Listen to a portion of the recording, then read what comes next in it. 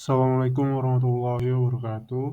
Perkenalkan, nama saya Asar Prayoga dengan NPM 21067279954. Kali ini akan menjelaskan video mengenai ujian akhir semester komputasi teknik.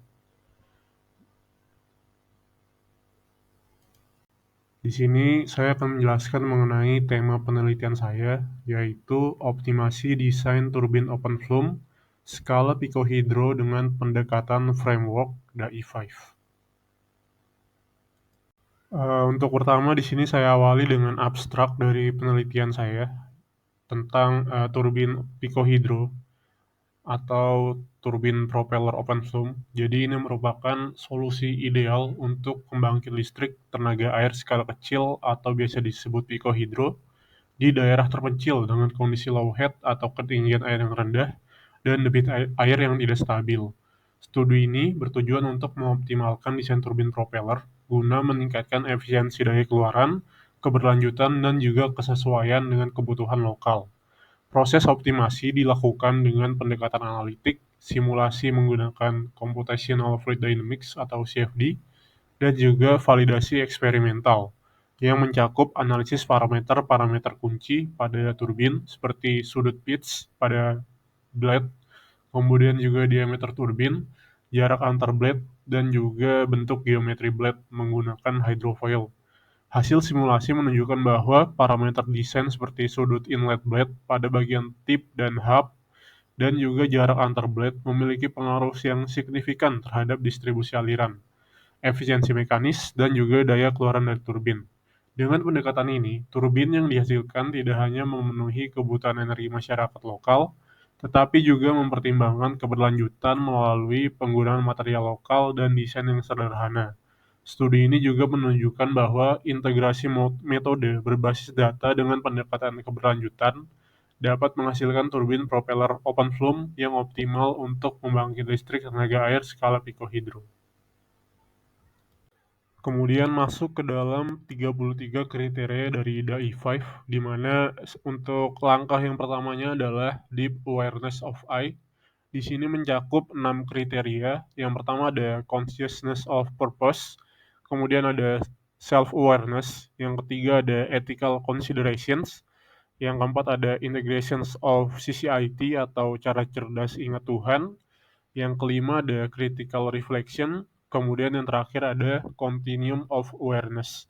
Di sini sudah saya jabarkan mengenai penjelasan dari masing-masing kriterianya. Untuk keseluruhannya secara umum, kesadaran dalam adalah inti dari langkah pertama dalam kerangka DAI5 ini atau Deep Awareness of I. Dalam desain turbin picohydro, kita menyadari bahwa semua yang dilakukan adalah bentuk penghormatan terhadap peran dari sang pencipta. Dengan kesadaran diri, kita memastikan bahwa keputusan desain tidak dipengaruhi oleh bias pribadi dan tetap berpijak pada data serta kebutuhan yang nyata. Pertimbangan etis menjadi fokus, seperti meminimalkan dampak lingkungan dan memberikan manfaat bagi masyarakat. Kesadaran spiritual juga dijaga sepanjang proses desain, mengingat Tuhan sebagai sumber inspirasi utama.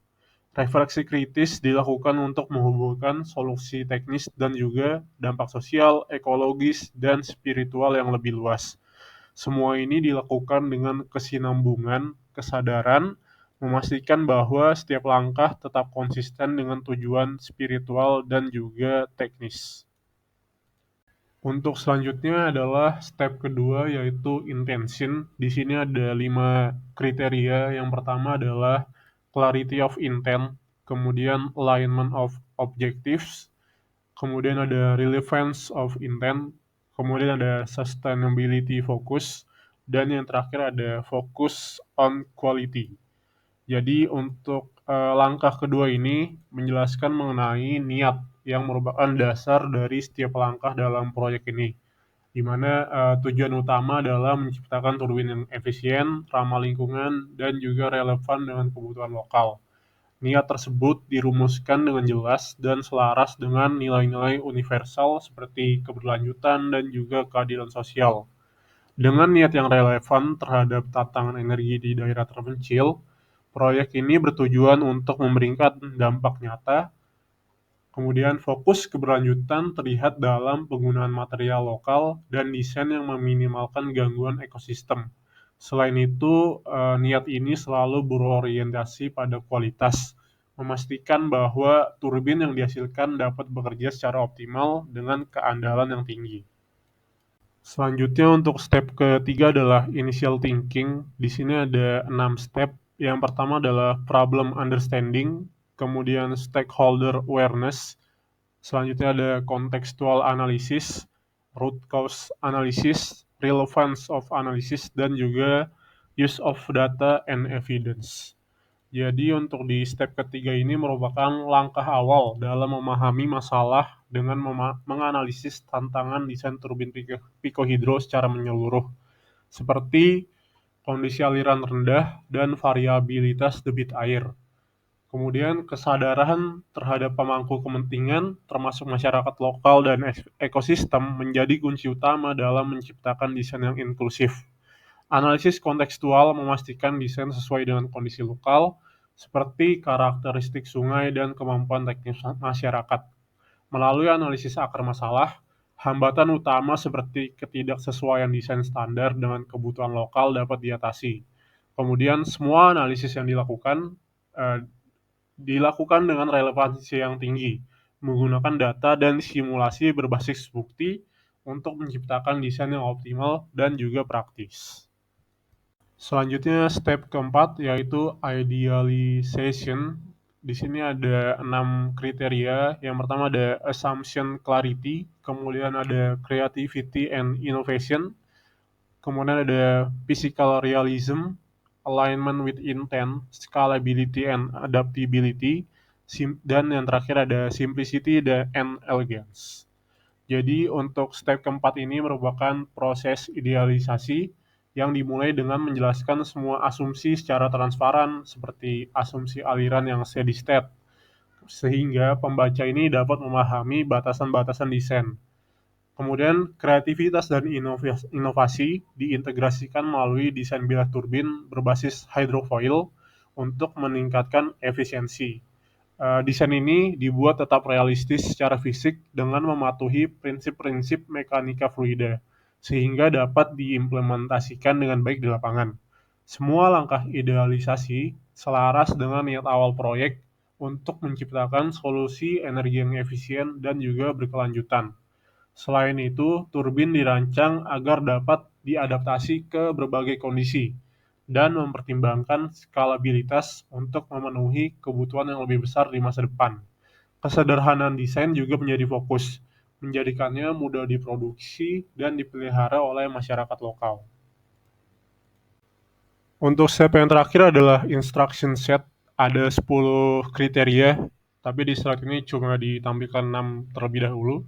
Ada clarity of steps, comprehensiveness, physical interpretation, error minimization, verification and validation, dan iterative approach. Jadi ini merupakan panduan implementasi yang disusun dengan jelas, mencakup setiap langkah dari desain hingga pengujian turbin. Instruksi ini lengkap mencakup detail teknis seperti parameter desain, metode simulasi, dan juga validasi hasil.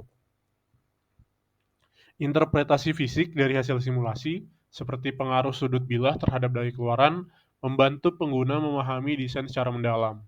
Kesalahan diminimalkan melalui pengujian berulang dan verifikasi yang ketat. Desain ini juga diverifikasi melalui simulasi dan divalidasi dengan pengujian di lapangan untuk memastikan keandalannya. Dengan pendekatan yang iteratif, desain terus disempurnakan berdasarkan hasil pengujian.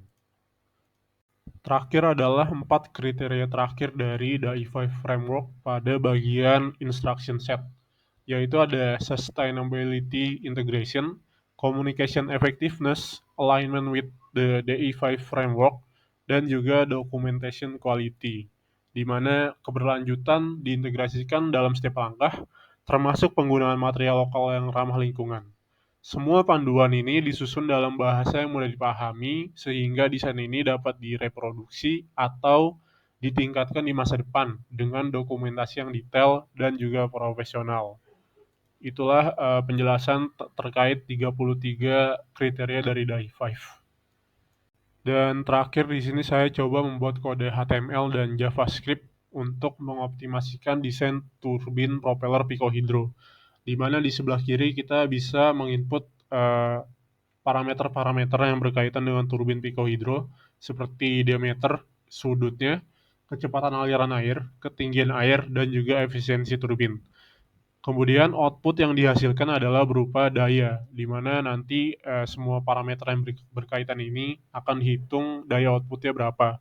Lalu muncul grafik antara kecepatan aliran air dan juga power output, di mana kalau dilihat di sini semakin kencang aliran airnya maka semakin tinggi juga output dayanya. Sekian presentasi dari saya mengenai 33 kriteria DAI-5 dalam topik penelitian saya. Kurang lebihnya mohon maaf. Assalamualaikum warahmatullahi wabarakatuh.